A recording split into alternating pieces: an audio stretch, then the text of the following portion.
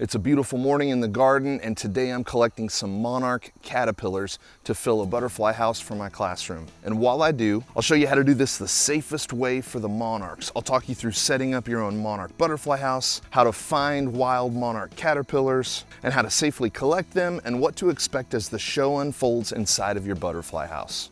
It's a wonderful way to observe their life cycle close up and to share the experience with others. Let's go. All you really need to get started is a butterfly house. I would suggest a minimum height of 12 inches. I got this one on Amazon and it works really well, and it was under 15 bucks, so fairly inexpensive. And I'll put a link to it in the video description in case anybody needs one. I'd also suggest some scissors or garden shears and a plastic container with lid.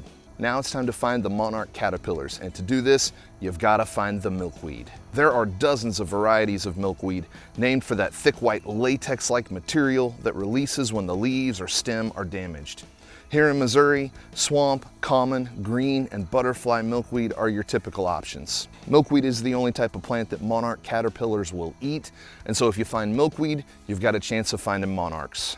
Okay, now this is probably the most important part of the video, how to safely collect your monarch caterpillars. Monarch caterpillars go through 5 instars, or stages of growth, from egg to chrysalis, and I would always suggest waiting until that final instar of development. This means you want to wait until the caterpillar is at least 1.5 inches long before collecting. If you're in the fall season, it's critical that the monarchs get to feed on live, fresh milkweed. The more the better.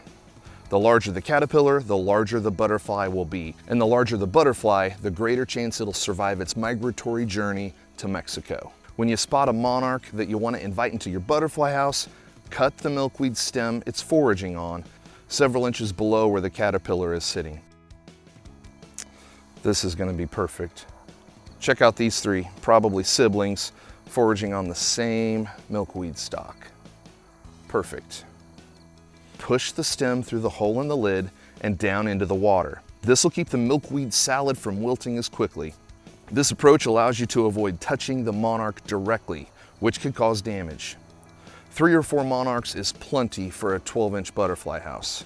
When you have what you want, set your butterfly house on a flat area and place the cup inside. A quick note about the lid. It is really important to have a lid on your cup and not just an open container, because when monarchs are ready to pupate, they're going to quest for higher ground. Your monarchs can drown if you don't protect them from the water in the cup. Additionally, I would suggest putting a tray of some kind under your butterfly house, because all that eating yields a lot of, well, pooping. And monarch poop, like other poop, can be kind of gross. When your monarchs get to full size, they're going to start their quest for high ground to pupate. And after finding that high ground, they'll form a chrysalis, which you'll find that most of them will do by dangling from the ceiling of your butterfly house. 10 to 14 days later, the chrysalis will become translucent, and soon after, an adult monarch will emerge. So cool! If you're considering creating an outdoor monarch habitat so that you can enjoy metamorphosis in your own backyard, I've got a video you can check out right here. And after seeing this video, if you feel like we've earned your subscription, you can click our logo right here. See you next time.